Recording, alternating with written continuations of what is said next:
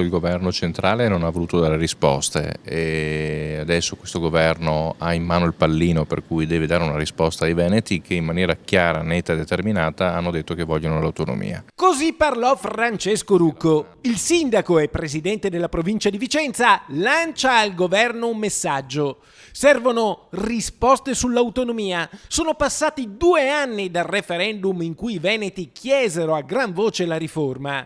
Vicenza fu la città e la provincia con la maggiore affluenza e il più alto numero di sì all'autonomia. Io credo che il Presidente stia lavorando in direzione Zaia di dare delle risposte ai veneti. È una partita comunque difficile, vista anche la posizione del ministro Boccia, che ha detto chiaramente che la sua visione è diversa da quella dei veneti.